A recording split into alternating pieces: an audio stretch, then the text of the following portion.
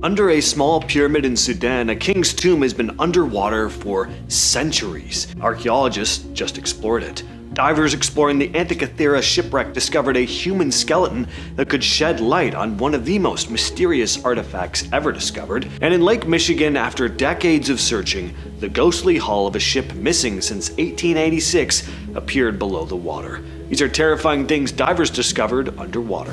Under a small pyramid in the Sudanese desert lies the tomb of King Nastasen.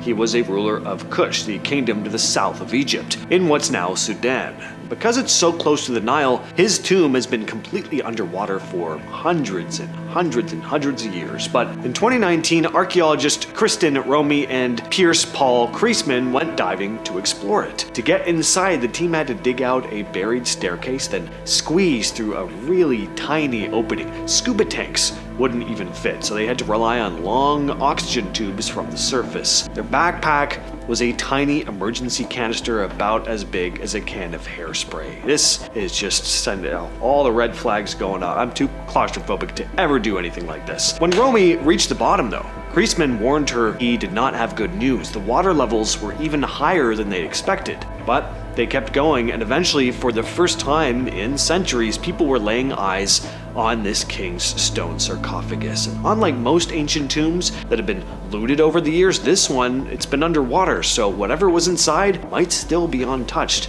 Unfortunately though, they couldn't actually open it. The deeper chamber was still sealed. With all that water in there, it wasn't worth the risk, so Nastasen is still down there along with whatever was buried with him. We've talked about the Antikythera mechanism many times on the channel, but there was another interesting discovery made on the wreck, one that sheds more light on the people actually on board the ship, a human skeleton, which is really cool considering how ancient this wreck is. Off the coast of a tiny Greek island called Antikythera, a team of divers has been poking around a shipwreck that sank more than 2,000 years ago. The wreck is already famous. For those of you who don't know, this is where one of the most mysterious and remarkable artifacts, the Antikythera mechanism, was first found. It's an ancient device that could track the sun, the moon, and planets using this system of gears, really ahead of its time. But in 2016, the team discovered something spookier: human bones.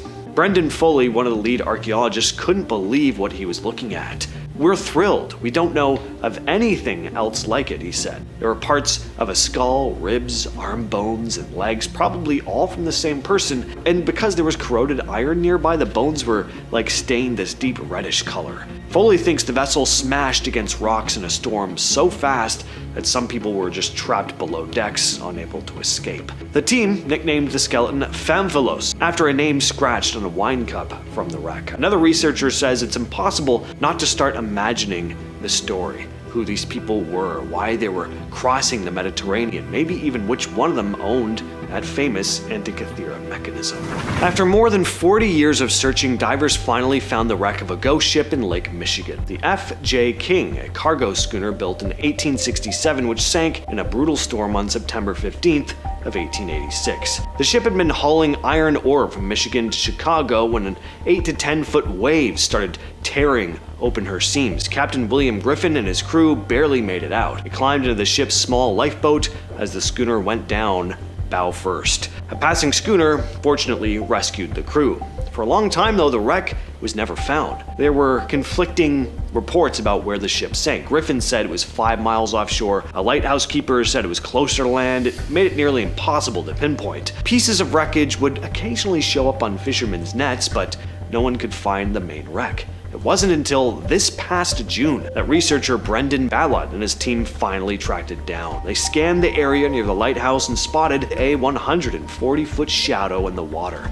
less than half a mile away. A few of us had to pinch each other. After all the previous searches, we couldn't believe we'd actually found it, and so quickly, Ballard said. Amazingly, the hull was mostly intact too, which surprised everyone given how intense the storm was and all the heavy iron the ship had been carrying. This next story comes from Reddit user Count Dynamo, who came across something completely unexpected while on a dive. I've done a number of dives, and the strangest thing I ever saw was a large deep freezer with a heavy industrial chain wrapped around multiple times with about 5 cinder blocks attached. It was very rusted, and the deep freezer itself had to have been 30 plus years old, probably more. This was about 90 feet deep, just off Vancouver Island, Canada. The situation gave myself and other divers the newbie GBs. Logged the GPS and depth coordinates and notified the police. We were able to find out what was inside, since one of the divers had friends with local police. It was 10 porcelain dolls. That is very weird. 10 dolls chained up in a freezer and dumped into the ocean. There's no way those things aren't cursed. That feels like the beginning of like the 10th sequel to a horror series, right? They finally find the dolls, like the last kind of final girl just locked them in a freezer and dumped them under the ocean. I don't know. I would not keep those things around. A young diver disappears in a 270-meter sinkhole. A decade later, another man dies trying to bring him home. South African 20-year-old Dion Dreyer blacked out deep inside a cave in 1994. His body settled in the lightless pit where pressure hits 30 times that at the surface. Technical teams deemed recovery impossible until Australian tech star Dave Shaw tried in 2005. Shaw became entangled in Dreyer's rig, perished, and surface footage captured his last minutes. Dreyer's remains finally rose with Shaw's the same day, but both divers had already slipped beyond resuscitation. The coldest, clearest water in America can preserve a body like glass until it swallows it forever. Donald Christopher Windecker disappeared during a recreational dive along Tahoe's sheer Rubicon Wall on July 10, 1994. Despite 1,600-foot depths nearby, he was presumed lost in 130 feet of water. In 2011, a mixed gas team stumbled across an intact diver wedged on a rock ledge 265 feet down. ROVs retrieved him a week later. Dental records confirmed Windecker, still buckled into 1990s era gear, weight belt fastened, and 4 other missing Tahoe divers remain unlocated today. Explorers mapping a giant sinkhole find more than geology. 2 diver skeletons and evidence a third still lies somewhere below. In December 2018, an expedition led by Richard Branson and Fabien Cousteau dropped state-of-the-art sonar to 124 meters and spotted dive tanks and skeletal remains settled alongside a conch graveyard. Because recovery at that depth inside a vertical cave risks more lives, authorities left the bodies undisturbed, meaning at least one of 3 divers known to have vanished there in prior decades is still missing in the sunlit silt cone. Veteran 74-year-old Greg Romes drifted away from his group very recently on March 15, 2025, and was gone within minutes. Dive computers later showed mild depth in normal air, suggesting a surface separation rather than underwater distress. Mexican Navy helicopters, patrol boats, and volunteer searchers canvassed 500 square miles for a week before suspending operations. Rome's family continues to fund private flyovers, but Cozumel's ripping down currents, locally called rincones, have a brutal history of keeping their trophies. A university marine conservation student disappears in daylight, yards from her dive buddy. On July 23, 2024, 20-year-old Emily Sherwin and a friend were surveying Dorset's chalk sea stacks when a sudden vortex spun them apart in 7 meters of water. Visibility crashed to less than a meter. Sherwin's buddy surfaced, but Emily never did. Multi-agency searches used drones, canine teams, and side-scan sonar, but recovered only a dive knife wedged in kelp. Coroners ruled accidental drowning in unknown location, leaving a local legend of invisible whirlpools. One breath, 70 miles offshore, no safety line. Drake Sweet's last descent reads like a modern sea myth. On March 13, 2025, Sweet and a friend anchored a 21-foot boat on the West Florida escarpment. Sweet dropped for a routine spearfishing dip and never resurfaced. Over 48 hours, the U.S. Coast Guard flew 13 sorties and covered 3,600 square miles before suspending the case. No fins, float, or spear gun ever washed up, fueling speculation, from a rogue current sweeping him into the Gulf Loop to a hidden cave system that gulped him whole. Here's a recent news story for you. Divers have pulled up artifacts from the Britannic Titanic's lesser-known sister ship, more than 100 years after it sank. Originally built in 1914 as a luxury liner, the Britannic was turned into a hospital ship during World War I. On November 21, 1916, while sailing near the Greek island of Kea, it hit a mine and went down in under an hour. Out of the roughly 1,060 people on board, 30 died when their lifeboats were struck by the ship's still spinning propellers. The wreck is about 120 meters deep, so only highly trained technical divers could reach it. Back in May, an 11-member team spent a week at the site. The conditions were not ideal. Strong currents, almost no visibility. Still, they managed to haul up some incredible pieces. They brought up the ship's bell, a navigation lamp, trays from first-class cabins, a porcelain sink from second class, passenger binoculars. No one's touched anything from this wreck in over 100 years, so getting these artifacts up to the surface was a pretty big deal. Back in January 1929, the ST Signer left New London on a routine trip. For days, the crew checked in with the Portland Trawling Company, but after January 18th, it was just silence. When the ship didn't return on the 22nd, search teams went out, but they didn't find anything. Not a single crew member survived, and for decades, the fate of the ship was a mystery. Fast forward almost 100 years though, and the wreck's finally been found on George's Bank, about 125 miles off Nantucket. Jennifer Salitti of Atlantic Wreck Salvage said, quote, "We were out there scanning the ocean floor and we wound up discovering 2 new shipwrecks on that trip. On July 27th to the 28th, the team went back to the site and confirmed it was indeed the ST Signer. Salitti described the dive as somber because, of course, of all the lives lost, but also meaningful. We also knew that there could still be people whose grandparents passed away and got some measure of closure from finding out what happened to their loved ones," she said. Back in February 1944, the US launched a massive attack called Operation Hailstone on Japan's naval base, Chuuk Lagoon, in the South Pacific. Over just 2 days, American planes sank dozens of Japanese ships and destroyed hundreds of aircraft. By the end, over 250 planes and 137 tons of ships had sunk, turning the lagoon into one of the largest underwater graveyards in the world. After the war, the lagoon stayed mostly quiet until 1969, when Jacques Cousteau came along and filmed The Haunting Sunken Fleet. His documentary showed the eerie remains of all the ships and the planes, the machinery, the human bones, all resting on the ocean floor. Today, people actually dive here. You could swim through the skeletons of the ships and see planes still resting where they sank all those decades ago.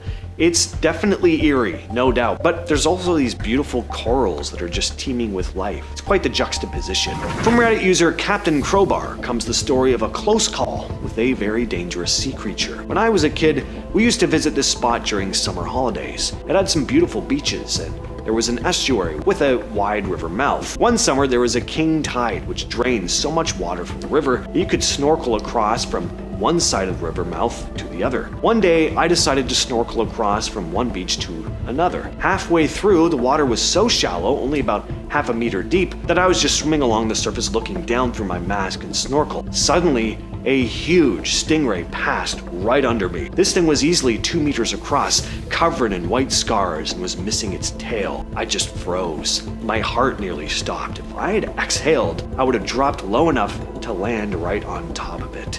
It was that close. I wasn't in any danger, but seeing such a massive creature out of nowhere that close is terrifying. Back in March of 2022, a group of volunteer divers known online as Adventures with Purpose found a submerged SUV in Darby Creek, just south of Philadelphia. The car had been underwater for nearly 2 decades, and inside was the body of James Amabile, missing since 2003. The SUV had been sitting under 24 feet of water, completely hidden, until this discovery. Amabile disappeared back in December of 2003. He just called his babysitter to say he would be 5 minutes late picking up his daughters. Well, for 18 years, his family searched for answers. Adventures with Purpose are pretty amazing. They've become pretty well known for solving cases just like this one. They've helped crack 35 so far, and they're always chasing more. On the Red Sea lies one of the most famous wrecks in the world, the SS Thistlegorm. This British cargo ship was sunk in 1941 by a German bomber while carrying military supplies from England to Egypt. It now sits surrounded by coral and thousands of fish. The Thistlegorm was armed as well. According to the National Maritime Museum, it had a 4.7-inch pew-pew on the stern and a heavy machine pew-pew for anti-aircraft defense. Is that a good substitute for the word we can't say here on YouTube? You know, the one, pew pew? Is that just gonna annoy the hell out of everyone? Let me know in the comments. Anyway, when French oceanographer Jacques Cousteau located it in 1952, he was stunned by how much military equipment was still inside.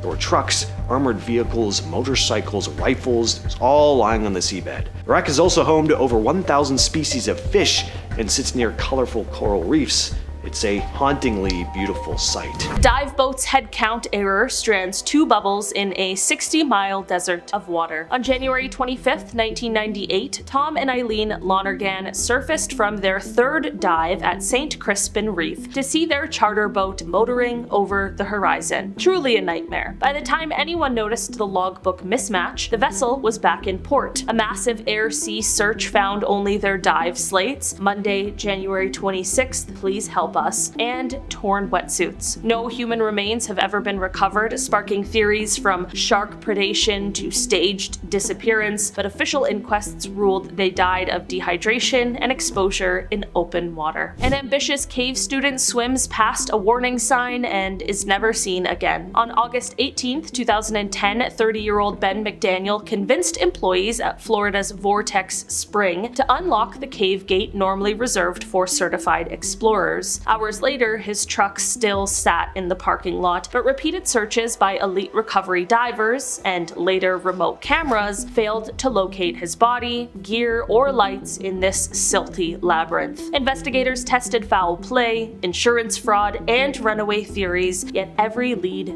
dead-ended. The McDaniel family still funds reward money for information, but the cave keeps its secrets. World depth champion John Bennett once joked that, quote, beyond 300 meters, you're closer to space than scuba. On March 15, 2004, the British tech diving legend went missing during a commercial job on a wreck in South Korean waters. Bennett had already pushed open circuit scuba to an unbelievable 308 meters or 1,010 feet, but colleagues last saw him descending a shot line into heavy current. Extensive sonar sweeps and saturation diver efforts turned up nothing. 2 years later, he was declared legally dead. To this day, the wreck that claimed him still carries his name on memorial plaques laid by friends. Holding her breath for 9 minutes was routine. Finding her afterward wasn't. On August 2nd, 2015, the most decorated free diver in history slipped beneath calm Mediterranean water off the coast of Spain for a recreational dive to roughly 40 meters. She never resurfaced. Rescue teams equipped with side scan sonar and ROVs spent a week scouring the seabed to 150 meters with no success. Experts speculate she was caught in a fast thermo-clean current or suffered a shallow water blackout on ascent, a dark fate for a woman who once called freediving a way to understand who you are. Baltic Sea UFO. In 2011, the Swedish deep sea diving team Ocean X picked up a strange sonar image while searching for a shipwreck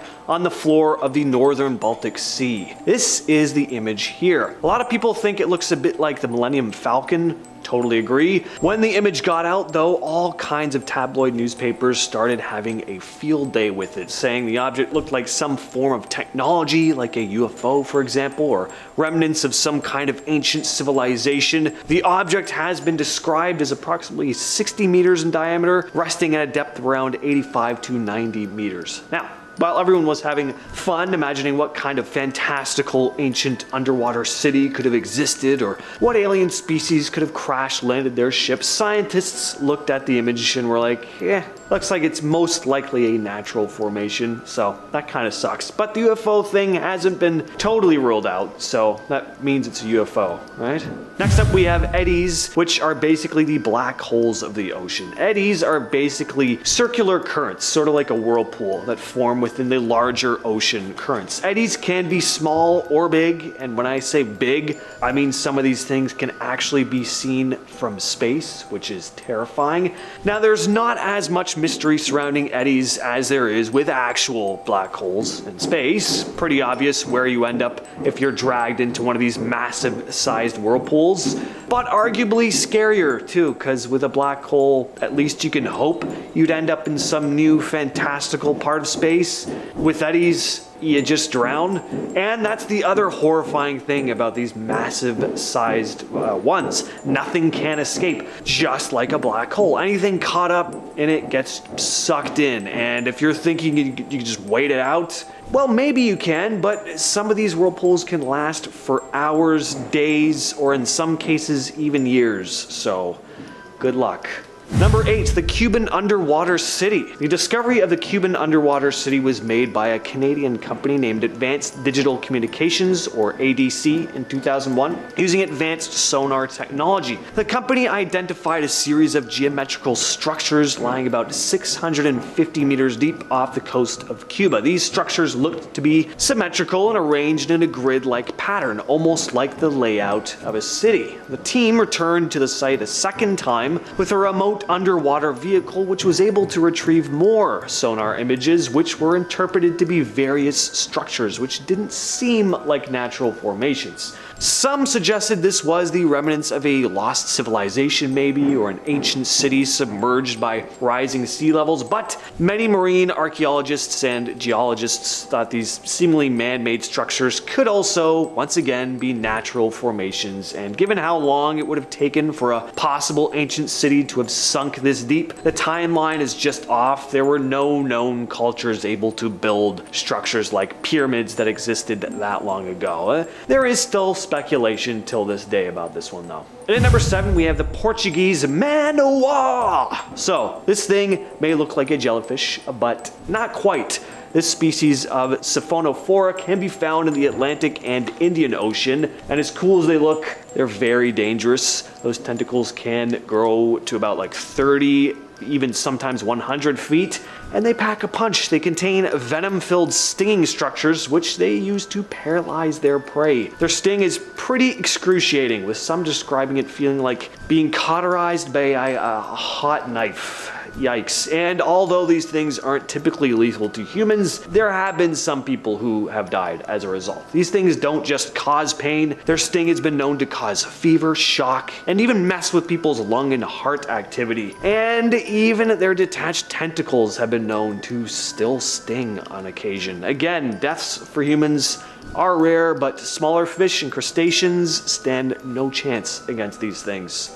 But that's gonna bring us to number 6 with the lion's mane jellyfish, aka giant jellyfish. The lion's mane jellyfish is a big, scary bugger found in the Atlantic Ocean. Its tentacles can stretch out over 100 feet. Yeah, a giant creature that can sting you with tentacles longer than a blue whale. And those tentacles, again, are very lethal. They're armed with stinging cells that can cause extreme pain to anyone unlucky enough to get too close. They've been known to sting swimmers and even cause breathing problems if the venom gets into the air. And the lion's mane jellyfish comes in different colors. Some of them are kind of orange, a little bit red. They got big bell-like bodies that can be over 8 feet wide. And these jellies mostly hang out in colder waters where they can drift along with the currents, giving folks a surprise if they swim to one. Number 6, magnificent alien. Okay, tinfoil hats, put them on folks, now's the time. In a list of deep sea discoveries, how don't I talk about this little guy? While the rest of the world was in panic mode, a new sea sponge was discovered back in 2020. It was named Advena magnifica, which translates to magnificent alien. Yeah, this sponge literally gets its name because it looks like ET. And to be fair, it looks like an alien. It looks like a literal extraterrestrial. An ROV found this sample over 6,000 feet deep in the Pacific Ocean.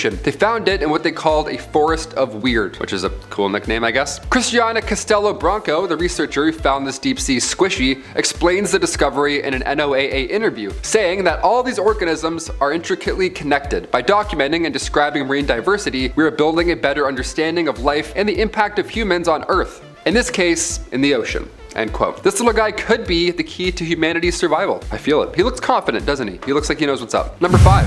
Comb stars. Ocean life is by far the scariest thing out there. We have no idea what lies in our oceans, and that scares the shit out of me, honestly. We discover some crazy fish every single year. Deep sea fish with bioluminescence are for sure aliens, while others are just natural predators that we haven't seen yet. Like the comb star, for example, which is a starfish that contains tetrodotoxin. Tetrodotoxin is a deadly neurotoxin that can cause paralysis almost instantly. Per every gram of comb star flesh, there's enough toxins to take out 500 mice. And before you ask, no, we don't have an antidote yet. So avoid all the oceans, please. Number 4.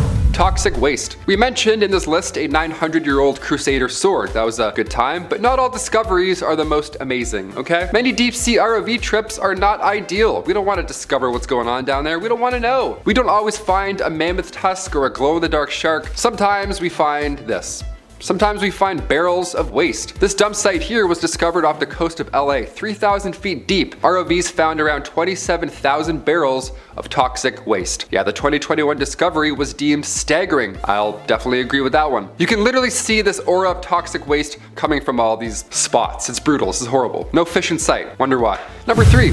The deepest shipwreck. The USS Johnston was a US Navy destroyer which sank during the Battle of Samar in 1944. It sank after a battle with a large fleet of Japanese warships. Victor Vescovo, who is one of the few people who has made the dive into the Marianas Trench, was one of the people who first stumbled upon the remains of said sunken warship. The ship's remains were first found in 2019 and was known as the deepest known shipwreck as it was found 6,456 meters deep in the Philippine Sea in the Pacific Ocean. We now have a new record holder, believe it or not. The world's deepest shipwreck was discovered 4 miles underwater in the Philippines. The US destroyer sunk during World War II and it sits at the depth of 22,916 feet. The USS Samuel B. Roberts, or the Sammy B, probably won't be beat record-wise. This is extremely rare and so deep. I can't even fathom how deep this is. Number 2. Mayan caves. Back in 2018, a diver was exploring flooded caves in Mexico's Yucatan Peninsula. They were diving around and saw this peculiar opening, so they just had to check it out, right? The divers accidentally discovered one of the largest underwater cave systems in the world. That ought to be fun. It's better than a sword, I guess. A team of divers then explored many kilometers of Mayan history. Bones everywhere, a lot of bones. National Geographic, of course, got involved and explains that these skulls, given the amount found, were more than likely involved in some sort of ancient sacrifice. Yeah, they found an ancient burial site underwater. See ya, I'd go right back up so fast. Many elongated skulls were found, suggesting that the ancient Mayans were up to something a little darker last time these caves were occupied. If curses are real, there's probably a few in here, so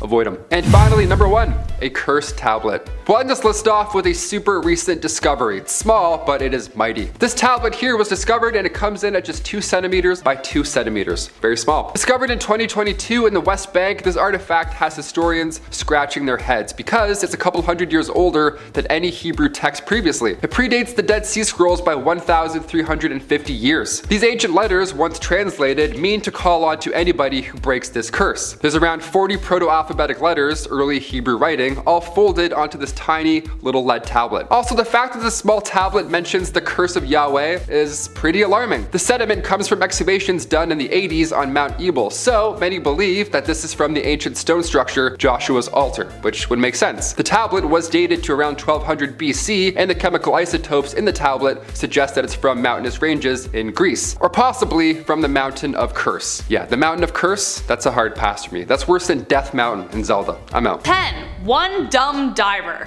This first story is from Reddit user One Dumb Diver, and boy does he live up to his name. His first mistake was heading out for a 90-foot dive alone, but he was just 15 years old and thought, how bad could it be? He needed to clear his head, so he headed out on his family's boat to the reef. While floating down at 90 feet, second mistake, he was only rated for 60. He saw a 3.5 meter mako shark. Mako sharks, according to the diver, only have 2 speeds, curious and lunch mode.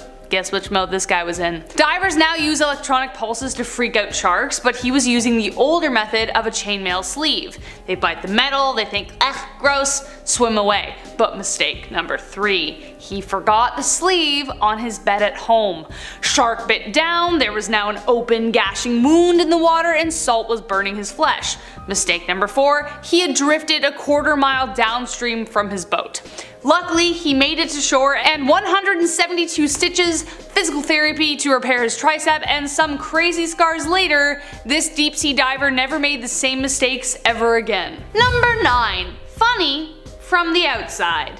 Okay, this one is scary and funny at the same time, and yes, it also involves sharks. Sometimes fear of the thing itself makes you do some pretty weird things to avoid it, which eventually makes the worst thing happen. Reddit user NZ Viking Rugger has to wear eye contacts, which makes wearing a mask even more of a necessity. The idea of going without them surpassed any other fears, even as a shark headed straight for her. While on a dive, a friend behind her had collided with a shark and her mask was knocked off. She couldn't stop thinking about the fact that her mask was knocked off, that even as a shark headed straight for her, she was more afraid of that. Usually sharks are more curious than anything, and usually they just shoulder bump you as they turn at the last minute, but this one wasn't. She was beelining for Viking. She kept calm though, and at the last second the shark was about to knock her mask, the diver just headbutted the shark in the nose. She may be the only person to ever headbutt a 11-foot shark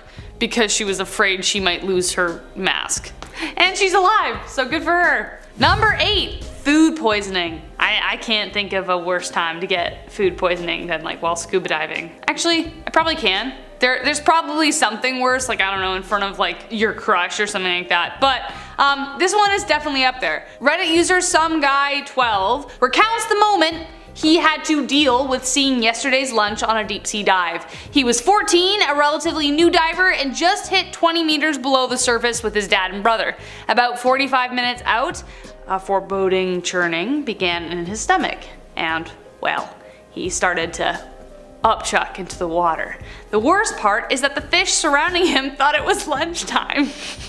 They were like, wow, look, sandwiches. No one was within arm's reach, so he had to keep clearing his regulator, puke, and then repeat until he was like, all clear. No one noticed, and he just kept on with the rest of the dive.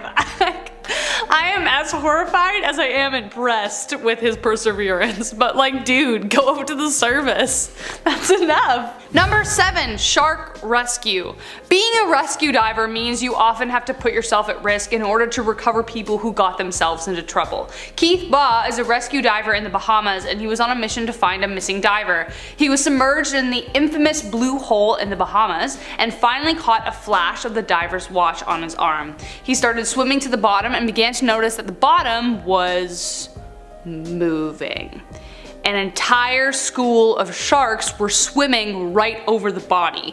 It was breeding season and there were so many sharks he couldn't see the bottom.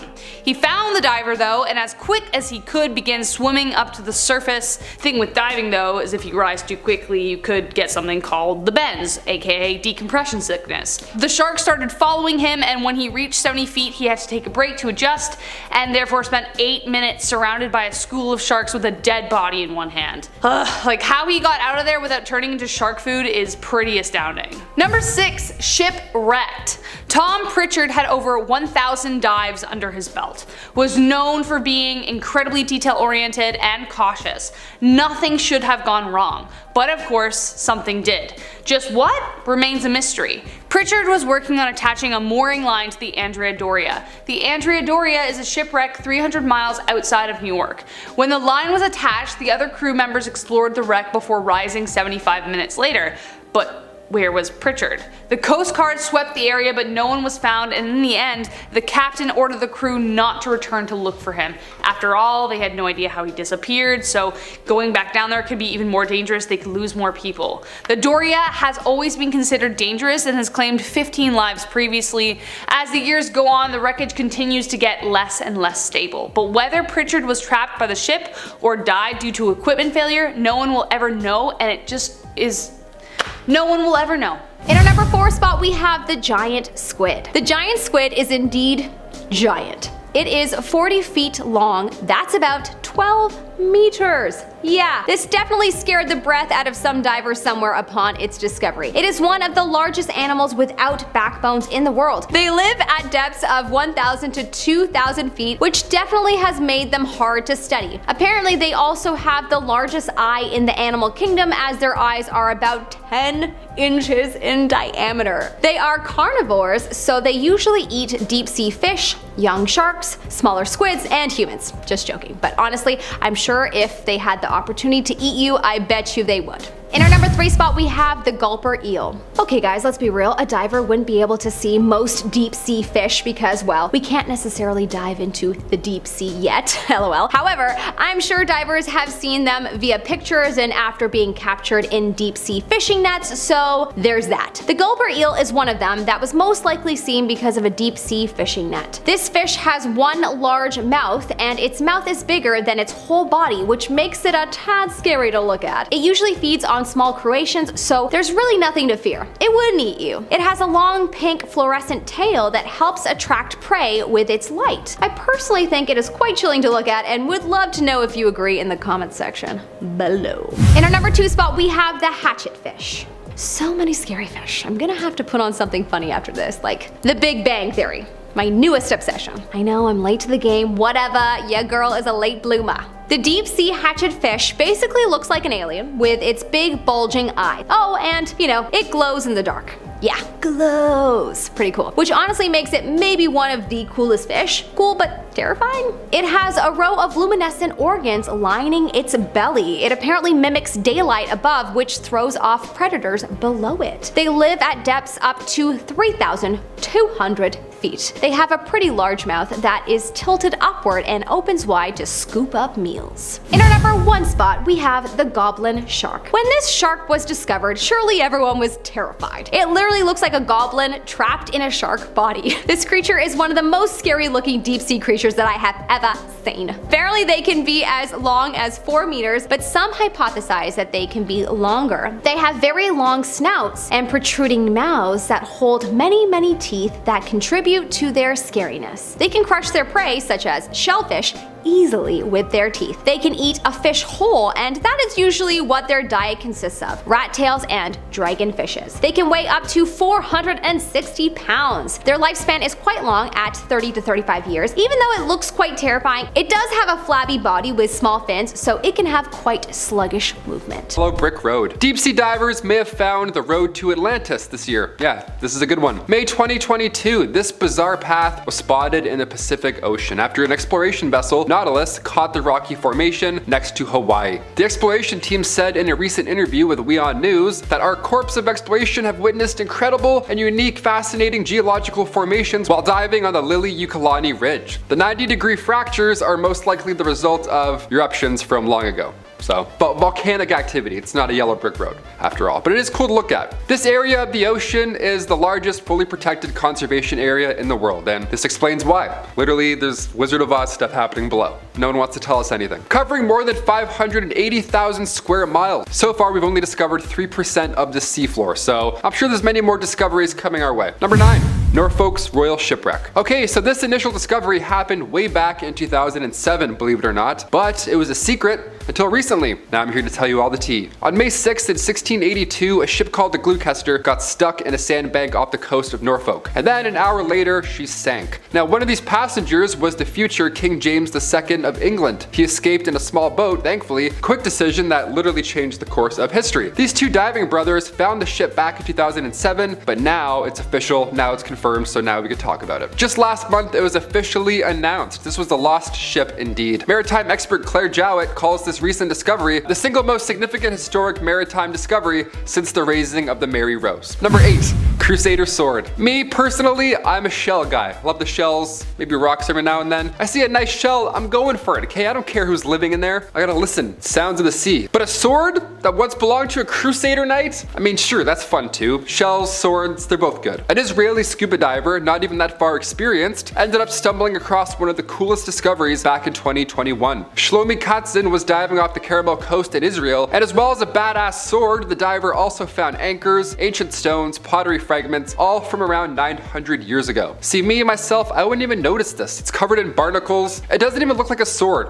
other than the shape, maybe the odd shape of a sword, that's it. That's a great find. No submerged curses, no Mayan ruins, just a nice cool sword. We love that. Number 7. The Great Lakes Griffin. Back in 2018 in Lake Michigan, diver Steve Libert found what he believed was the holy grail of Great Lakes shipwrecks. The Griffin sank back in 1679. Divers have been searching for this beauty for years and years. Now, as a kid, Steve Libert Liebert was talking about the shipwreck when his history teacher stopped and said, "Hey, who knows? Maybe one of you will find the griffin." Imagine that, your grade 8 teacher tells you that somebody might find a ship, and that somebody ended up being you. Fascinating. So at 67 years old, he discovered the wreck. It was 2018, but his research began 40 years prior. It's a long time coming. Liebert began diving in 1981. Took a very long time to track this one down. So if you're in any Great Lakes, keep your eyes open for, 50-foot long ships from the late 1600s. Number 6, mako shark. Mako sharks are one of the fastest sharks in the world. I'll start by saying that. Just get that fact in your head. Given this list so far, I would also start sweating if I were you. This is a scary one. This deep dive horror story comes from username One Dumb Diver. Great name, they clearly made this account just to share this occasion, so let's dive in. Nowadays, we dive with shark shields, which emit electronic pulses that freak the sharks out and keep them away. But back then, what we used was essentially a chainmail sleeve. The idea being that sharks hate the taste of metal, so if you give it your arm, it'll bite down, decide you're gross, and then move along. So I wait, it comes over, and I make a perfect move to give it my arm. However, just before the crunch, it occurred to me that I had left my sleeve on my bed. Now I had a huge open, gashing wound on my arm from the bite in open water, and I trailed blood everywhere. Not an ideal scenario. So once the shock finally wore off, you realize that you're in salt water, and salt and open wounds, they don't feel good. In a panic, I dropped my weight belt and shot up to the surface without any sort of waiting period. Not great. Because I hadn't been paying attention to the currents, I was approximately a quarter mile downstream of my boat, which meant that I had to swim back up to it. After getting bitten by a shark, imagine having to swim, that is a nightmare scenario. Glad you're okay. Also, you're not a dumb diver, you're experiencing the things, you're figuring it out. You're doing great. You're brave. I don't even like going in lakes. Number 5, more sea snakes. Coming from Patrick667 about a year ago as well, they posted, "So 3 days ago I went snorkeling off Mimba Island in Zanzibar. Everything went normal and we started heading back, so I grabbed my net and I put my black fins, my black mask, snorkel and black wetsuit inside.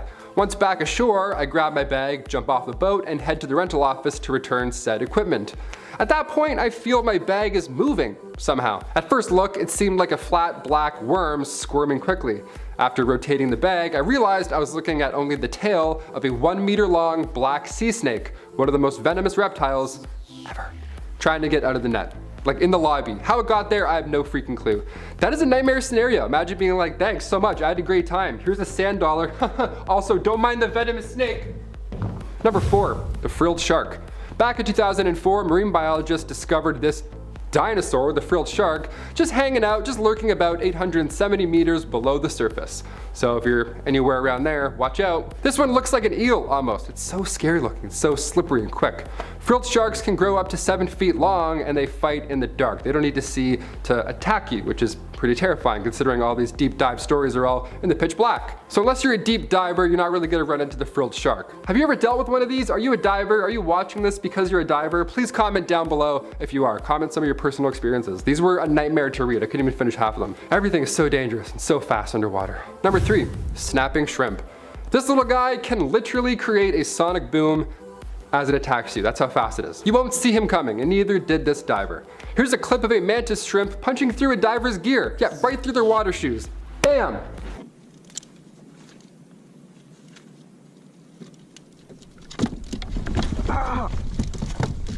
Ow, that really hurt. They're so quick. Oh my god, they're tiny, but they really hit.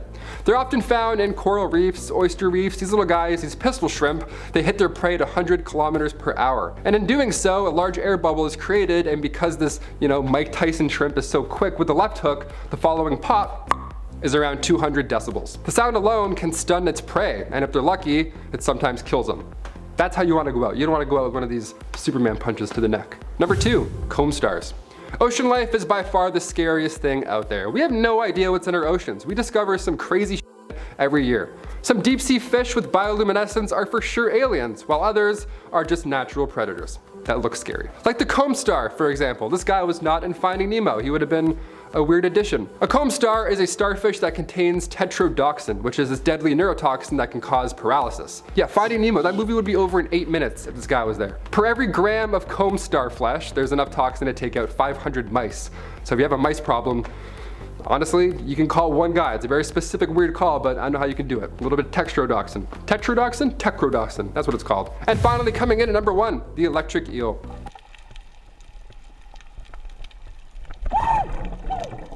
Awesome, that's the worst thing I've ever seen. Great. The moray eel, first of all, don't do what he just did. Don't go up to a random eel and start rubbing it like it's a genie lamp. That's not smart. It's not a Great Dane. You don't want to do that. That was the moray eel. That one can bite your fingers off in like 2 seconds. But you should never touch an eel in the first place because a lot of them are electric. Yeah, just like that MGMT song that's now stuck in our heads. As its name suggests, there's types of eels that can mess you up even if you were to get the first hit. Specifically, the newly discovered 2.5 meter Electrophorus volti, appropriately named after Alessandro Volta, aka the guy who invented the battery. This eel can release a shock up to 860 volts, which is more than 7 times the voltage of a wall plug.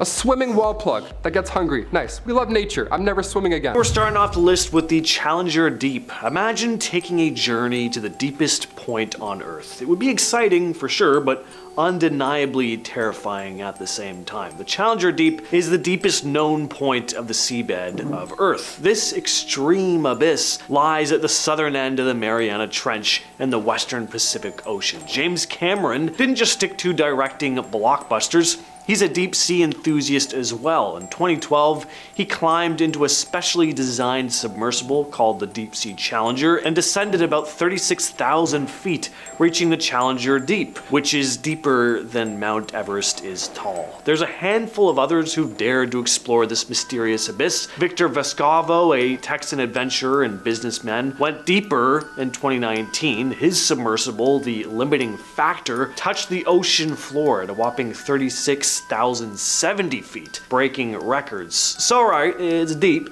but what's down there? All sorts of weird and wonderful creatures, and some of them have never been seen anywhere else on Earth. Deep sea divers have also discovered microorganisms that thrive in the extreme conditions of the deep where sunlight can't penetrate. They survive in total darkness and under intense pressure. Organisms like this are pretty cool to discover too, because it makes us really question what the true limits of life are and the potential for extraterrestrial life in the universe that may thrive in environments we never thought living matter could. Number 9, humanoid creatures. So the year is 1982, and Russian military divers are conducting routine training exercises in the deep, dark waters of Lake Baikal, the world's deepest freshwater lake. These divers reported encountering something they couldn't wrap their heads around: humanoid creatures. Survivors stated the beings were about 9 feet tall, with humanoid features and silvery scales or suits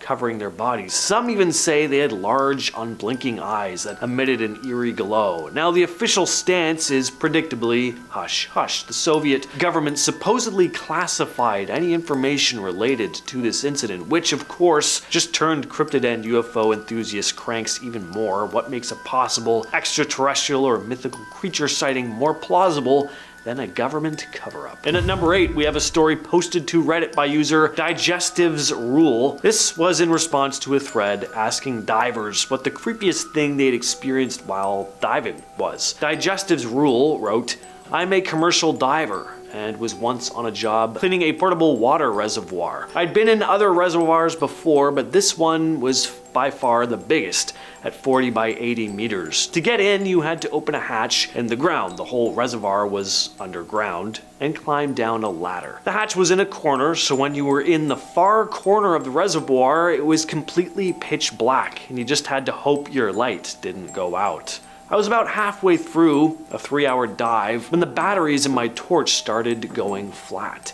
I watched the beam get narrower and dimmer until it cut out completely. It's not a huge problem if you lose light, as you can just follow your umbilical back to the hatch. Just as I started walking back, some obnoxiously loud banging started somewhere in the reservoir. I was the only diver in there, so it both confused and scared the out of me. Needless to say, I ran back to the hatch as fast as I could. I ended up getting my torch changed out and doing another hour in the water, but I didn't hear the noise again. I still have no idea what it was, but the combination of my torch going out and loud banging coming from somewhere gave me a hell of a fright. Now let us turn our attention to the elusive giant squid. So for the longest time, these colossal creatures were thought of in the same way the Loch Ness Monster is, simply rumored rumored to exist, but rarely seen and often dismissed as seafaring folklore. The big breakthrough in the giant squid saga came in 2004 when researchers and a Japanese film crew managed to capture the first images of a living giant squid in its natural habitat. I cannot imagine the excitement.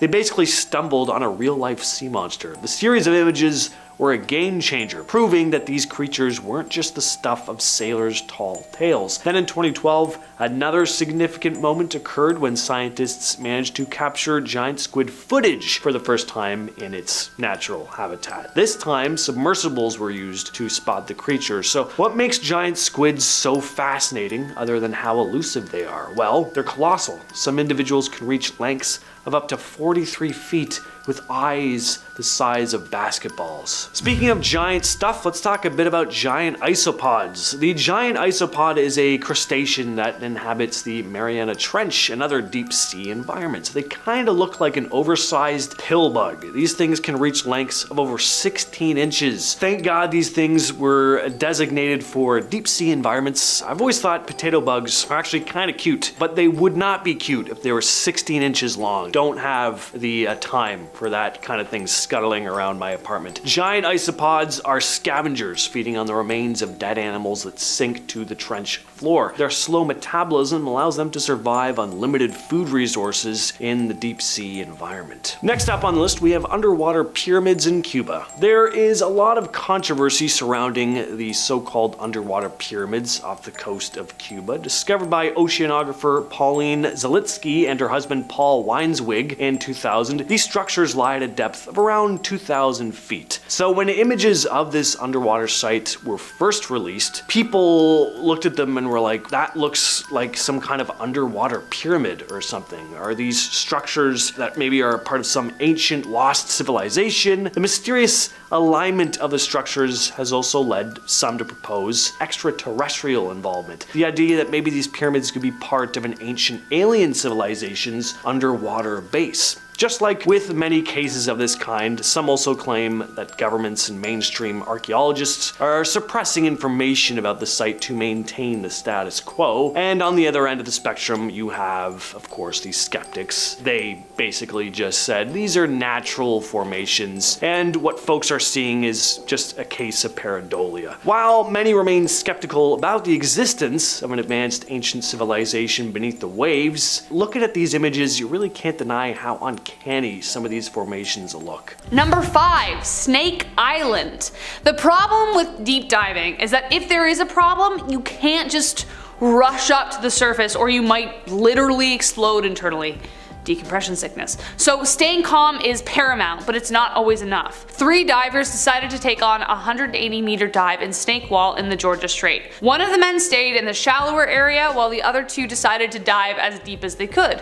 While they were down there, something happened, something went wrong, and while the second diver almost made it to the surface, he too perished as well. They were experienced divers, they wouldn't have been able to go in there if they weren't, so just exactly what happened to the 2 at the bottom still remains a mystery, because it could have been as simple as an equipment failure, but there's no proof. Number 4, they checked no. There is a reason why high-risk activities require you to sign and fill in a waiver or consent form. They ask about your health because you or someone else could be put at risk because of it.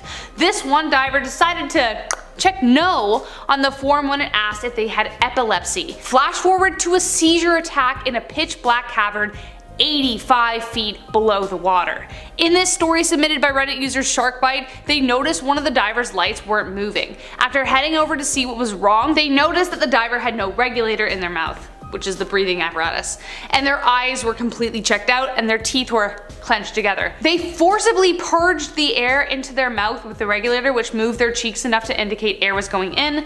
That was good enough for them. The rescue diver then grabbed their arm and swam up straight 60 feet to get them to surface, risking the bends. Once to the shore, the rest of the team helped get their gear off, and though in shock, the diver recovered like nothing happened.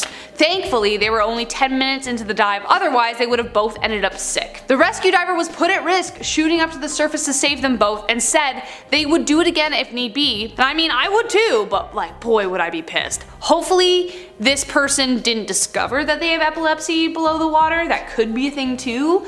But if they knew and didn't say, someone's gonna get a stern talking to. Wow. Number 3, sanctum.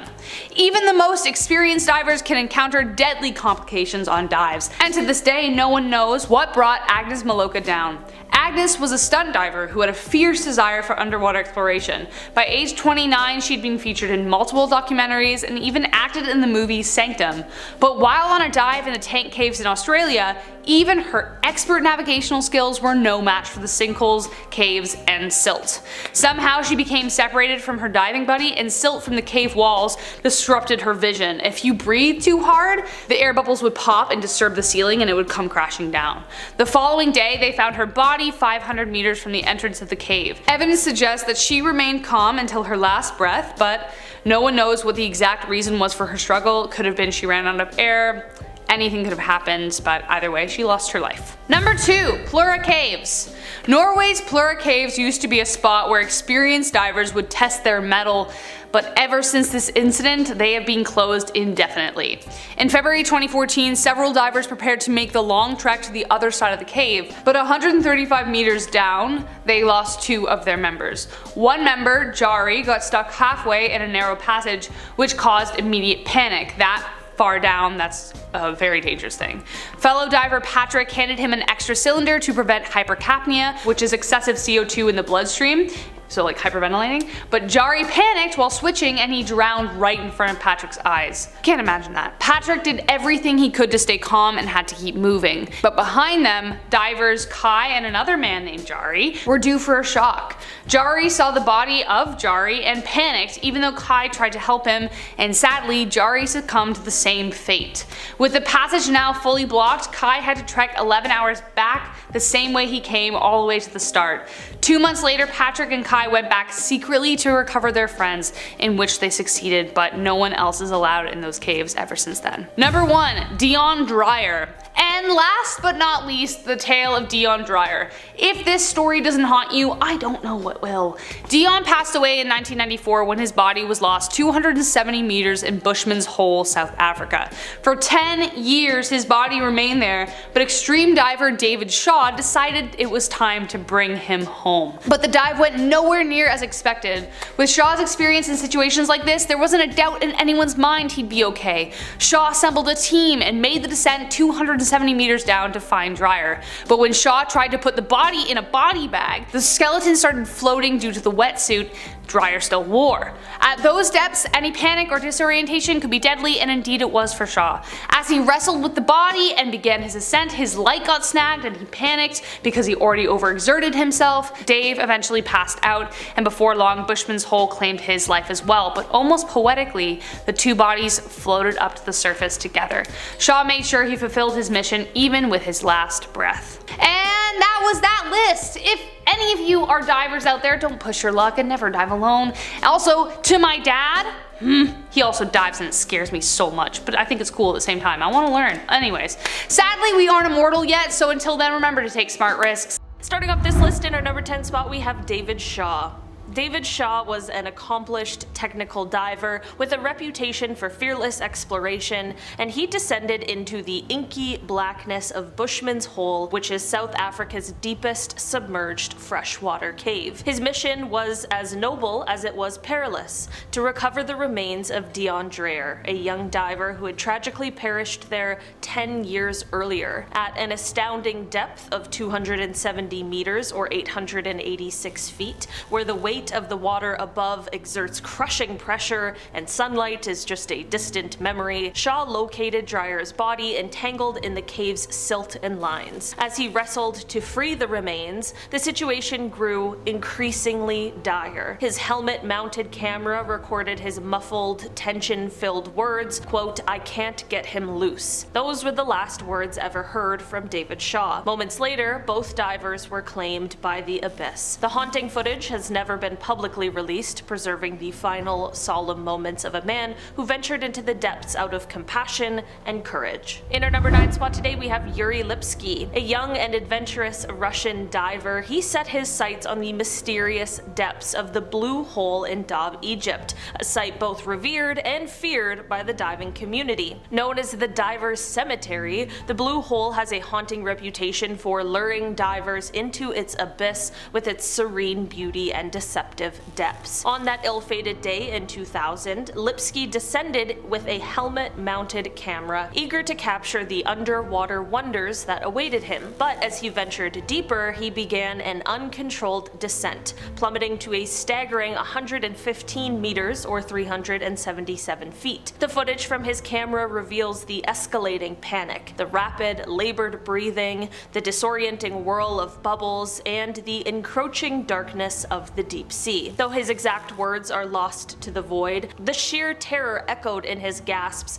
tells a harrowing tale of a diver overwhelmed by the unforgiving ocean. In our number 8 spot today, we have Chris and Chrissy Roos. Chris and Chrissy were an intrepid father and son team, legendary in the diving community for their fearless pursuit of underwater adventure. In 1992, their quest led them to the mysterious depths off the coast of New Jersey, where a sunken German U-boat from World War II rested silently on the ocean floor. The wreck promised both historical treasure and the thrill of uncharted exploration. As they penetrated the narrow corridors of the submarine, complications arose. Equipment malfunctions turned the dive into a ticking time bomb. Trapped in the steel labyrinth with dwindling air supplies, they made the fateful decision to rush to the surface, skipping crucial decompression stops. Breaking through the waves, they managed to convey their grave condition to the support team before succumbing to unconsciousness. Their exact words remain undocumented, but the urgency and desperation were palpable. The Roos' tragic end highlights the razor-thin margin for error in deep wreck diving and serves as a stark warning about the perils of ignoring decompression protocols. In our number 7 spot today, we are talking about the Titan submarine. Remember that thing? The eerie final transmissions from the crew of Ocean Gate's Titan submersible still echo in the minds of many. On that fateful day in June 2023, as they descended toward the legendary wreck of the Titanic, veteran explorer P.H. Nargile sent a calm message, quote, "All good here." It was a reassurance from the depths, a signal that everything was proceeding as planned. Shortly after, they reported dropping 2 weights from the sub, a standard procedure, perhaps, or a subtle hint of emerging trouble. Just seconds after, the Polar Prince, their support ship, received the last ping. All communication ceased. Silence enveloped the North Atlantic as the ocean kept its dark secret. Investigators later concluded that the Titan's hull succumbed to the immense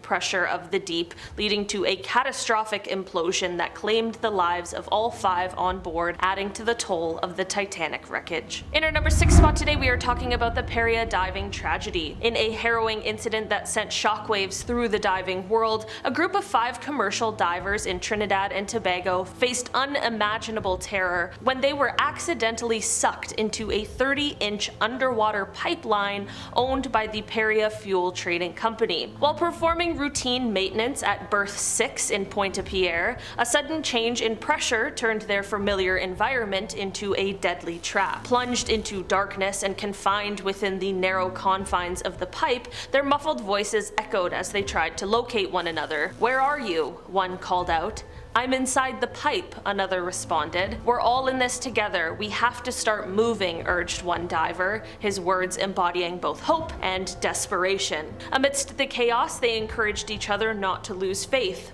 "Don't worry, God is good and he'll get us through this." Tragically, only one diver managed to navigate the perilous path back to the surface, while the others were later found lifeless. This chilling account not only highlights the extreme risks associated with deep-sea diving, but also serves as a reminder of the courage and camaraderie shared among those who explore the ocean's unforgiving depths. It's a story that lingers in the mind, prompting us to reflect on the fine line between adventure and and catastrophe beneath the waves. In our number 5 spot today, we are talking about Jacob Childs. Lost at sea with nothing but the horizon in every direction, Australian diver Jacob Childs faced a situation that would terrify even the most seasoned adventurer. 30 miles off the coast of Queensland, he had accidentally drifted away from his diving group, finding himself utterly alone in the vast expanse of the ocean, an absolute nightmare. Realizing the gravity of his predicament, Jacob pulled out his GoPro to record what he thought might be his final moments,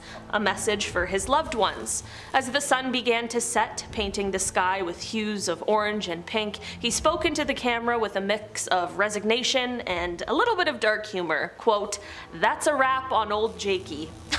For 6 harrowing hours, he battled not just the physical challenges, but also the mental strain of isolation. His wetsuit kept hypothermia at bay, and a bright orange marker doubled as a flotation device and a hopeful sign to any passing rescuers. Thirst gnawed at him, but he remained remarkably calm, reasoning that panic would do more harm than good. Just when hope seemed dimmest, a search and rescue plane spotted the flash of his marker against the endless blue, leading to his miraculous recovery. Astonishingly, Jacob was back underwater the very next day, undeterred by his brush with death. I wouldn't be able to say the same if that happened to me. I'd swear off water forever, I think. In our number 4 spot today, we have the Kursk sailors. Deep beneath the frigid Arctic waters, the Russian submarine Kursk lay silent after a devastating explosion in 2000. In the oppressive darkness of the sunken vessel, Lieutenant Captain Dmitry Kolesnikov and 22 fellow sailors found themselves trapped in the 9th compartment. With electricity failing and hope dwindling,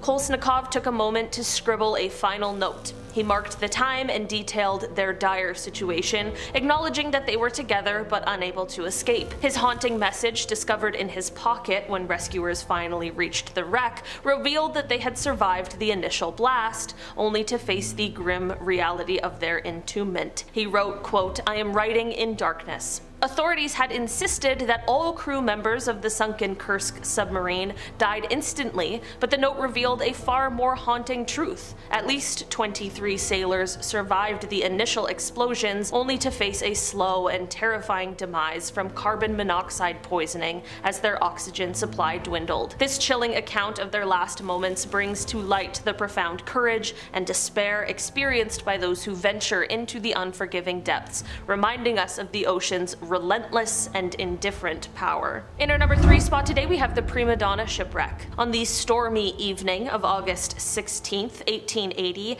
Captain James L. Lewis penned what would become his final letter to his pregnant wife from the port of Port McDonnell. With the Prima Donna's hold filled to the brim with potatoes and hopes of a swift journey home, he wrote tenderly, "Give all our dear children a kiss for me." But his words carried an ominous weight as he added, "There is every appearance of bad weather coming on again." Ignoring the harbor master's danger signal and the treacherous swells rocking the ships, Captain Lewis made the fateful decision to set sail for Port Adelaide. The Prima Donna vanished into the tempest, never to be seen again, taking with it the lives of Captain Lewis and his 3 crew members. His haunting last words stand as a chilling reminder of the unforgiving sea and the line between determination and peril. The mystery surrounding the ship's disappearance only adds to the lore of those claimed by the depths, leaving us to ponder the final thoughts of those who venture into the unknown. In our number 2 spot today, we have Shek Exley's dive. Shek Exley was a name spoken with reverence among cave divers, a pioneer who charted the uncharted and danced on the edge of the abyss. In 1994, his relentless quest for discovery led him to the depths of Mexico's Zacaton sinkhole, one of the deepest water-filled pits on the planet. With determination and a lifetime of experience,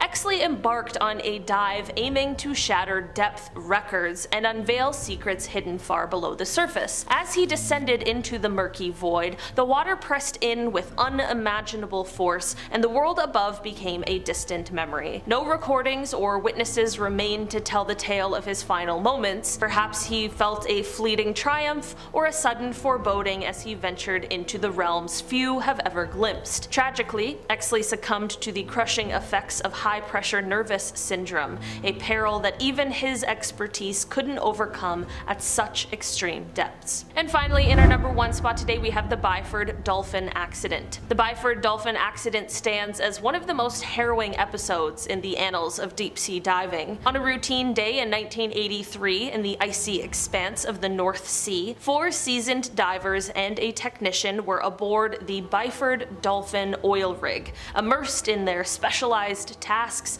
within a decompression chamber. Without warning, a catastrophic malfunction triggered an explosive decompression, a sudden change in pressure so severe that it defies imagination. The men had no chance to react. There were no frantic shouts or final messages, just an instantaneous and tragic end. The sheer abruptness of the disaster leaves a haunting void where last words might have been, compelling us to contemplate the silent perils that accompany the deep-sea diver's world. This incident not only underscores the razor-thin margin for error in such extreme environments, but also serves as a somber reminder of the hidden forces that can turn the depths into a realm of unforgiving danger in the blink of an eye. At our number 10 spot, we have the ghost shark. The ghost shark lives in the deep ocean and lives for about 30 years. It looks like a ghost, but arguably even scarier than one. It eats primarily crabs, shellfish, sea urchins, and octopus. Apparently, these fish have been around even longer than dinosaurs. Their big eyes can appear dead in the water, but glow when they are exposed to light, giving them that ghostly look. In our number 9 spot, we have the Atlantic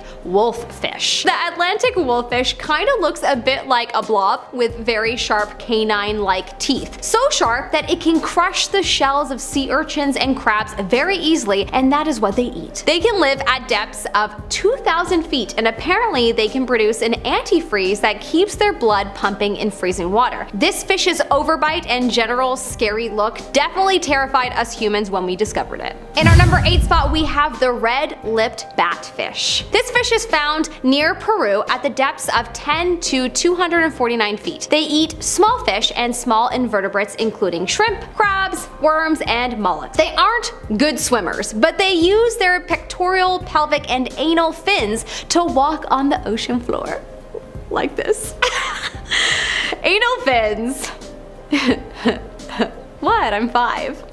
I wonder if whoever discovered this fish was more confused than scared to have found a fish that literally looks like it's wearing red lipstick. In our number 7 spot, we have the dragonfish. The deep-sea dragonfish lives about 2,000 feet below the surface and is most certainly a ferocious predator. I mean, look at their teeth. They are clearly born to be fierce. They are quite long, coming up on 6.5 inches, and yes, they do have wing-like fins, which is definitely why they were called dragonfish. They are also called the sea moth, which, yeah, no, that makes them seem less cool because, you know, moths are a pain. So we're gonna stick with the dragonfish. Little is known about their history thus far, which is just another reminder that the ocean is huge and we have so much more to learn. In our number 6 spot, we have the Dumbo octopus. I can't think of the Dumbo octopus without thinking, aw, so cute, it's like Dumbo. It has protruding ears that are like fins, and that is why it was given the name. Its fins act like propellers and propel them upwards, like so. Personally, I don't think this creature is very scary, maybe because the cute name put it in a positive light, but if you are someone that feels uncomfortable looking at a cluster of dots, don't look at its legs. I am that person, and just looking at its suction cup identical legs made me a tiny bit queasy. Apparently there are about 15 different Dumbo octopus species, which is pretty cool, and also they live in the depths of at least 13,000 feet. They are the deepest living octopus known to man as of yet. They measure to about 8 to 12 inches and they can measure to about 6 feet high. They are quite hard to spot as they are known for their ability to camouflage. Pretty cool. In our number 5 spot, we have the frilled shark. The frilled shark can live to depths of up to 5,000 feet, which means they were most likely not spotted by a casual diver. This eel-like shark has 6 pairs of gills that are across its throat. It usually swallows its prey whole, but its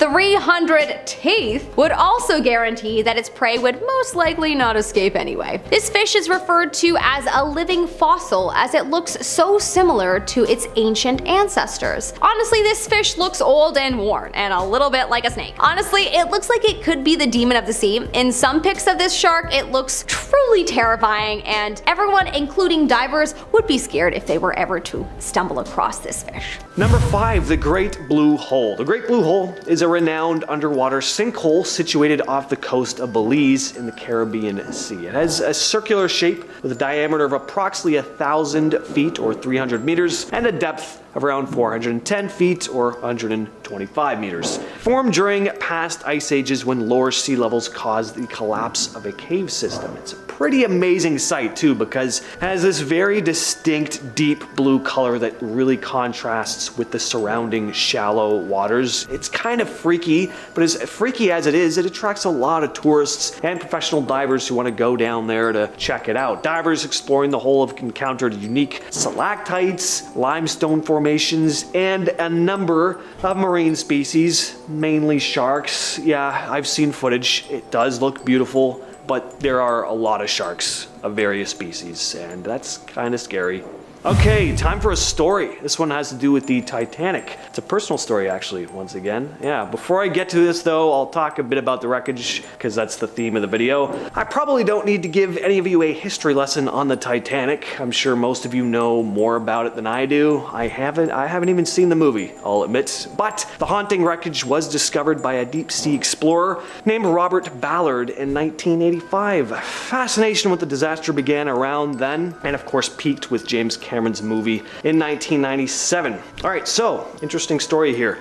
I actually had relatives who were set to board the Titanic, but my great-grandfather, who was just a little kid at the time, at least I think it's my great-grandfather, I gotta brush up on my family history, but he had stayed out a couple nights before to watch a fire that was happening in the village they lived in. It had been raining, it was cold, and he ended up catching pneumonia, so they didn't end up leaving on the Titanic. They did leave on a boat later on, and apparently they threw flowers down over the wreckage site.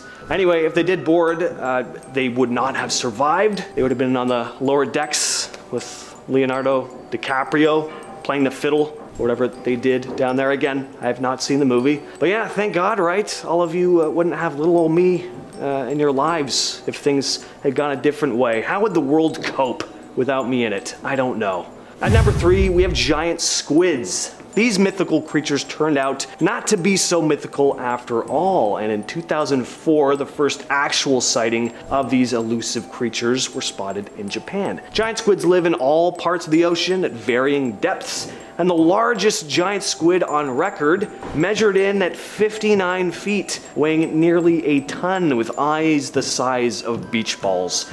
59 feet. That's about the height of the life-size Gundam that was built in Japan. Like, take a look at this image. Yeah, that tall. Look at how it towers over the people. Now replace the Gundam with a freaking squid. That is nightmarish. That's a real-life Kraken. The Kraken is not fictional. And I'm willing to bet that in ancient times there were even more of these giant beasts swimming around out there.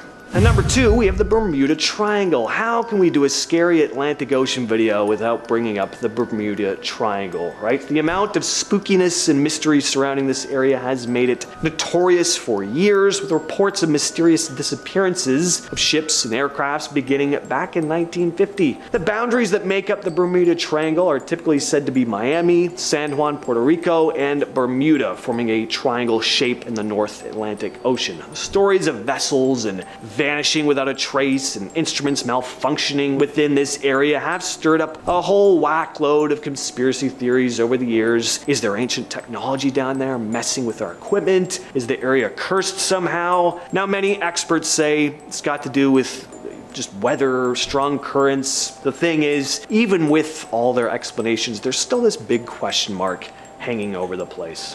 And coming in at number 1 is the Antikythera mechanism. The Antikythera mechanism is an ancient Greek device retrieved from a shipwreck in 1901 near the island of Antikythera. It's a complex mechanical calculator dating back to around 100 BCE. The mechanism has gears and dials, so it was probably used to track astronomical positions or predict celestial events like eclipses and planetary motions, and researchers believe it might have been used as a tool for teaching astronomy, perhaps. It's made of bronze and consists of around 30 gears with inscriptions describing the functions of the various parts. It's often referred to as the first analog computer ever discovered. It was pretty incredible because it shows a level of technological knowledge that we just did not know existed at the time, and there's still a lot of mystery surrounding it. The purpose of the device is still mostly unknown till this day. We could just kind of speculate what it was used for. Of course, there have been plenty of fun conspiracy theories surrounding this too. Was this alien technology shared with our ancestors, or are those all those years ago? Is there more of this technology that's simply been lost to time? 10. Meeting a mako shark. All these stories, by the way, were posted on Reddit. This one is from u/1dumbdiver. I grew up in Oz. When I was 15, I took the family boat out and drove myself down the reef to clear my head, which was mistake number 1. I was down at a depth of 28 meters, 90 feet, when I was only rated for about 60 feet, mistake number 2. Whilst diving, I spotted a 2.5 meter mako shark coming right at me. For those who are unaware, makos are basically the cheetahs of the ocean, and they only have 2 speeds: curious, harmless, and lunch, very much harmful. This guy was in lunch mode, so I hovered, as I'd been trained to do, as there would be no way for me to escape or outmaneuver it. Nowadays, we dive with shark shields, which emit electronic pulses that freak the sharks out and keep them away. But back then, what we used was essentially a chainmail sleeve. The idea being that sharks hate the taste of metal, so if you give it your arm, it'll bite down, decide you're gross, and move along. So I wait, and it comes, and I do a perfect move to give the beastie my arm. Just before the crunch, however, it occurred to me that I had left my sleeve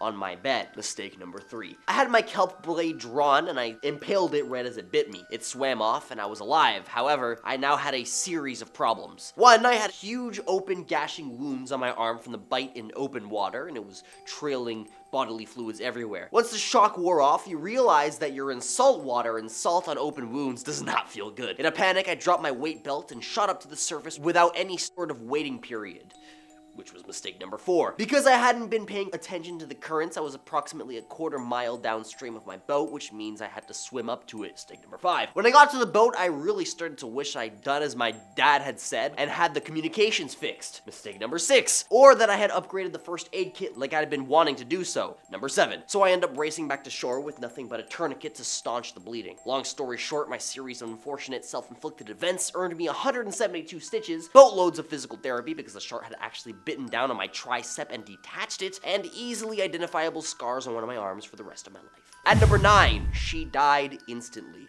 Posted by u/waboosh. I was diving with a mom, her husband, and their son on a night dive. I don't know how many dives they'd been on, but the mom, for some reason, decided to go up without signaling anybody why. She did the thumbs up, which is the signal meaning that she needs to go up, and the dive instructor signaled back asking why she just went up. So the guide is trying to get her to come back down when a boat comes across and runs her right over. It was a big dual motor. There was all kinds of bodily fluids everywhere, and we had to rush out because there was a lot of sharks in the area. She perished instantly, I assume. If you're enjoying the video so far, please support the channel by pressing like, subscribing to Most Amazing, and ringing the notification bell. At number 8, a jelly got stuck in my swim trunks. Posted by u/pohatu_. Nearly all of my dives have been excellent, with only a few moments being scary. However, during one dive, something happened that wasn't really scary in the way you might be thinking, but it was pretty bad for me. Put it short and bluntly, a moon jelly got stuck in my swim trunks. Its stingers were in contact with my upper thigh for nearly a minute. Probably less than that, but it felt like a long time. It was terrifying coming up from an excellent night dive, only to feel a certain something float up into my swim trunks and continuously sting my leg. Seeing all the other moon jellies hovering in the water after seeing the thing was no fun either. Nor was getting back to the boat when I could barely move my leg. I had really bad marks on it for almost a week, and walking was difficult. Thankfully, moon jellies are pretty harmless. Usually you brush up against them and it feels like a bee sting and you go on your way. Except this one felt like a really bad bee sting for an extended period of time that was dangerously close to my family jewels. At number 7, saved someone from drowning while scuba diving. from u/sharkbite. A person had an epileptic seizure at 85 feet of water in a pitch black cavern I was diving in. I was hovering just above when I saw the flashlight move. I swam down and was met with other divers with no regulator in their mouth, their eyes open, just on their knees. The diver's buddy was next to them and in complete shock to what was going on. 15 years of diving instructor training came over me like it was second nature. I thought her regulator just came out, so I popped mine out and offered it to her, but then I noticed that she had mentally checked out. I popped my regulator back in my mouth and attempted to put my number 1 regulator in hers, but her teeth were completely clenched. Then I pressed the purge button to get air into her mouth and noticed her cheeks were moving, so I know air is getting in there. That was good enough for me. I grabbed her under her arm and the regulator flowing in her mouth, and I swam to the opening of the cavern and then up over 60 feet to get her to the surface. As I'm towing her in, she's regurgitating all the water that she swallowed and inhaled, and it seems like gallons of water at this point. Got her to land where the other divers assisted me in getting all the gear off. The crazy thing is that she didn't tell anyone she had epilepsy, and when we later reviewed her content on the form, she checked off no to epilepsy. I put myself at risk by shooting up to the surface like that, but if I came across that situation again, I would not hesitate to save someone's life. And number 6, the blackfish. Here on the Brazilian coast, there's a fish that resembles a shark, but it's considerably smaller, called caçao. You have to hunt these little guys at night because they're sort of nasty in the open, so it's easier to shoot them when they're in their coves. So my friend, let's call him Reggie, is about 1 kilometer from the coast, diving near a reef. This thing is massive, and you have to go really deep to get the slope on with the caves. Reggie said he had a feeling while descending that everything was off. The smaller fish were absent, there were no turtles, the water was murkier than usual. His partner stays back with the flashlight, and he gets closer to the reef. Reggie searches for the fish, but can't find any of the caco he wants, so he takes kinda long, and after a certain point, he feels a shift in the water like something big is swimming near him, just as the weak light from his partner waves frantically and then turns off. He doesn't know what to expect, so he goes into fight or flight mode, except he can't ascend too fast, so he tries to stay at the same level, then he cocks his harpoon,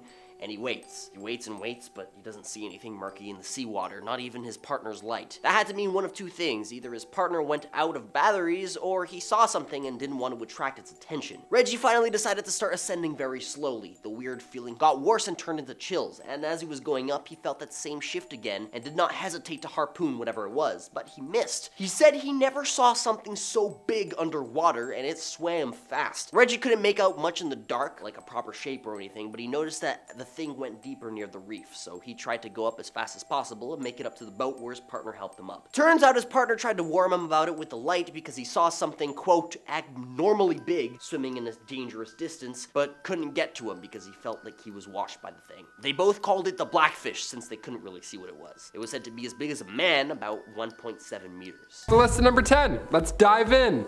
Ooh, barracuda. Exploring the deep is dangerous if you're a diver, of course, not because of the deadly ocean life surrounding your every direction, but because if you come up too quickly, major health problems will follow. But if not that, probably a deadly barracuda, equally as scary. This deep discovery was made by user Arira95. I'm pulling real events for this one from real deep sea divers. We're going to the real content for this one, so buckle up. One time when my parents visited Mexico, they went diving and my mom was slightly lower than my dad looking at the ocean floor. My mom had on a gold necklace that was floating in the water around her, and it was a sunny day and a fairly shallow dive at this point, so it was sparkling. My mom looked below at all the critters when my dad grabbed her and started frantically shaking her arm to get her attention. I'm sweating reading this. She looked up and a barracuda was directly in front of her, staring intently at that shiny necklace. She slowly moved up her hand to cover the necklace, and they slowly and calmly moved away from it, and it took off without bothering them anymore. But still pretty unsettling, and taught my mom to be a little more aware of her surroundings when she's diving. I mean, fair, but I mean, no one expects a barracuda. Also, if your mom wants to dive with chains on, that's pretty sick. You won't catch her slacking. Even in the depths of the sea, she's like, I'm ready. I don't care who shows up. I don't care who I bump into. Water shoes and bling. Check and check. Let's go diving. Number 9, venomous sea snakes. Last year in the deep waters off Australia's coast, of course it's Australia, always Australia, a sea snake that was once thought to be extinct has been rediscovered.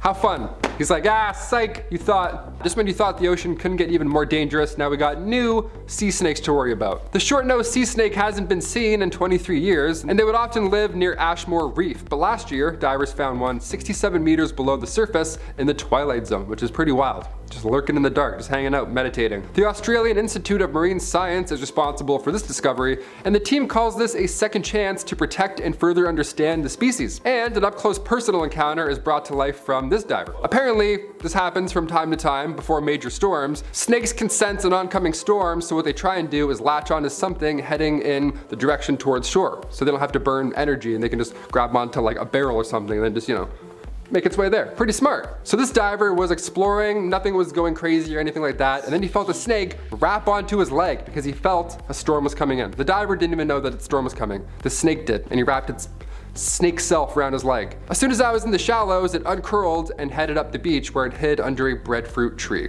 That was from a diver named Specialist Celery. Great name, also terrifying experience. I don't like snakes in water or on land. Next, number 8, surprise tiger shark. Yeah, not something you want to see diving in the deep. A tiger shark. A glowing shark, left shark, I don't care. I want none of the shark smoke. This deep sea discovery comes from user Stormcutter. Sick name, a little bit better of a diver name. They say, I know a guy who was out diving for crayfish and lobster by the ocean. Also, the I know a guy trick, it was totally you. Don't lie to us. Crayfish often hide under the rocks, so as he was diving, a tiger shark emerged from a cave and rammed him, breaking his arm and ribs. This guy got shucked by a shark. That's insane. He said the shark was testing him out. Yeah, I'd say. That's pretty sweet, man. I'm glad you survived, honestly. I bet you couldn't wait to tell people what happened. You're like, oh, my ribs? Yeah, I got sideswiped by a tiger shark. Yeah, he's feeling testy. You know how tiger sharks do. If you're wondering what that experience may have looked like, this is footage of a rare tiger shark in New Zealand, lurking in the deep.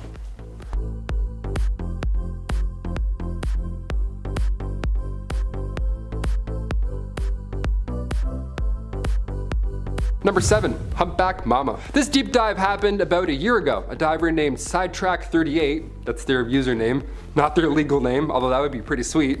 Sidetrack38, he's like, what's up? They were exploring the ocean one afternoon when all of a sudden they got charged by a mother humpback whale. The divers shared their experience online, saying, her curious calf had swam around us and we were between her and the calf. 2 of us never even saw her coming. We were watching the baby, but our third diver saw her come. She kicked down and swam under us last minute. We didn't see anything until that 60-foot freight train passed just underneath us. Whales are beautiful. They're beautiful but terrifying creatures, my friend.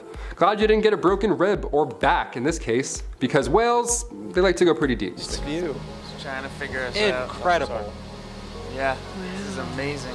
Justin, you want the overheads off? Look at that view. I hope we're getting screen captures of this. And number 4, we have Bimini Road. Bimini Road, discovered off the coast of North Bimini Island in the Bahamas in 1968, has again a lot of controversy surrounding it. It consists of a series of rectangular limestone blocks arranged in a linear pattern looking almost like a road. The discovery was first made by pilots flying over the area, and then underwater expeditions confirmed the existence of the submerged structure. Now, according to mainstream scientists, Bimini Road consists of beach rock, a result of sand and shell fragments cementing over time. So many of them believe it isn't man-made, but there are more interesting theories. Some propose an Atlantis connection, that maybe the structure is a remnant of the mythical lost city. There's just too many straight lines and right angles in the formation for it to be some natural occurrence, and there are theories not linked with Atlantis, the possibility of some other advanced prehistoric civilization predating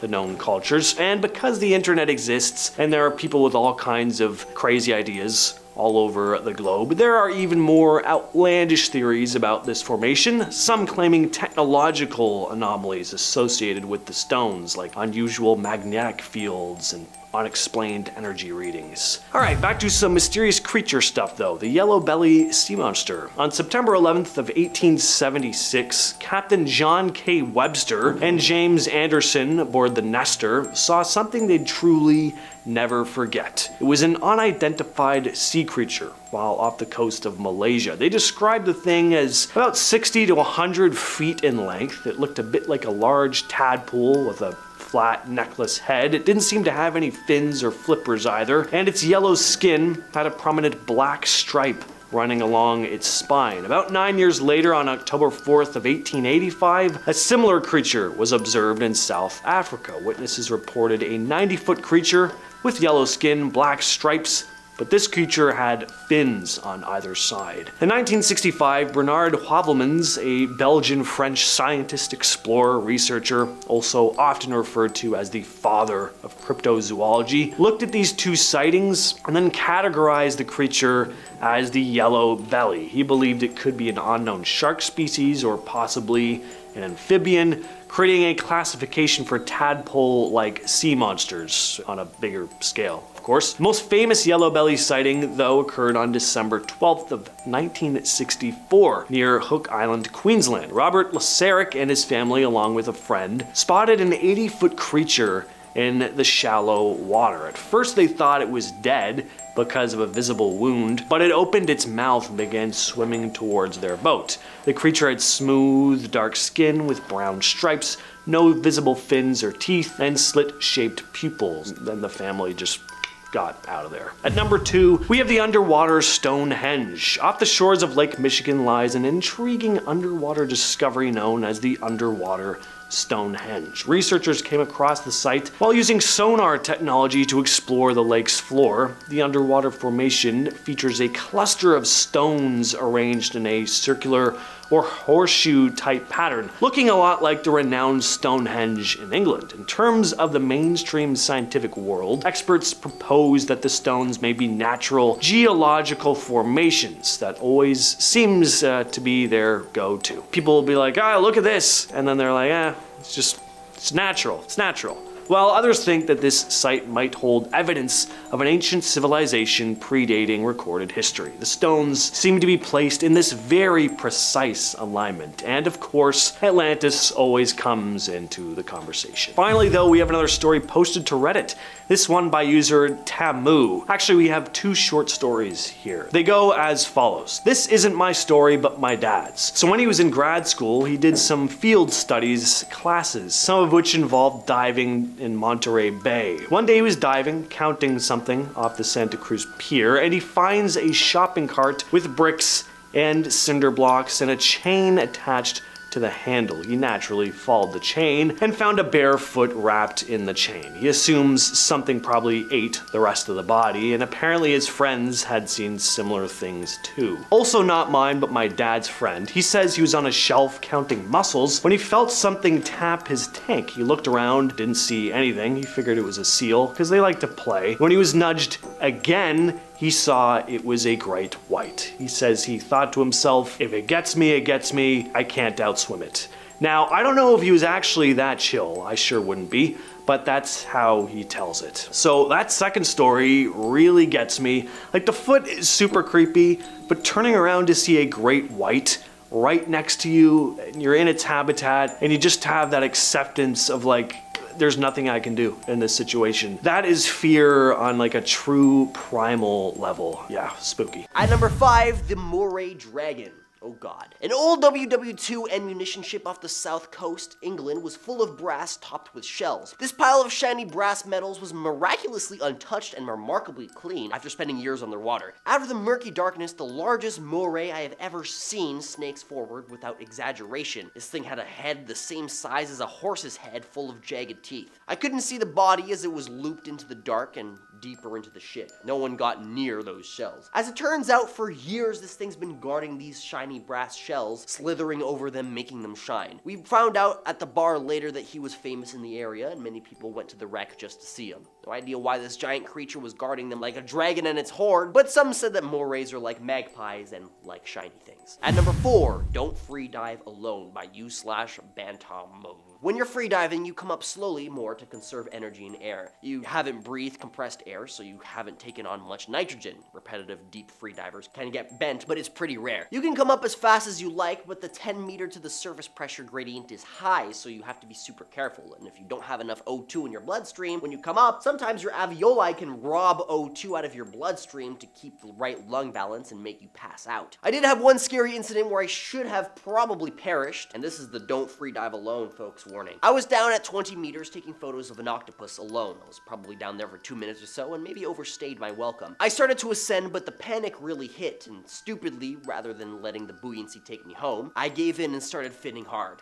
Fatal mistake. This starts to use up large quantities of stored oxygen in your blood, and thus you become depleted. When I got to about 6 meters, I remember feeling lovely and warm, like the sea was giving me a warm blanket hug. My wetsuit felt lovely and I felt frizzy, and the next thing I remember is finning out at the surface and shaking. I was finning, trying to keep my head above water, and eventually laid on my back and floated. I had passed out at 6 meters, and the wind had resuscitated me when I got to the surface. If it hadn't been windy, I most likely would have been dead, as the wind told my lips and the receptors that I was above the surface, which is why you're taught to blow on people's lips and faces to bring them back around as free divers. At number 3 is bad air. I was 18 meters down when my air went bad. It had a weird metallic surgery taste to it, and I started losing consciousness. I pointed myself up and pulled on my BCD, which is buoyancy compressor, and about 6 meters from the surface, I blacked out. When I woke up, I was being hauled into the dive boat. I blew both my eardrums, and I haven't been able to dive since. I got very freaking lucky. I could have drowned.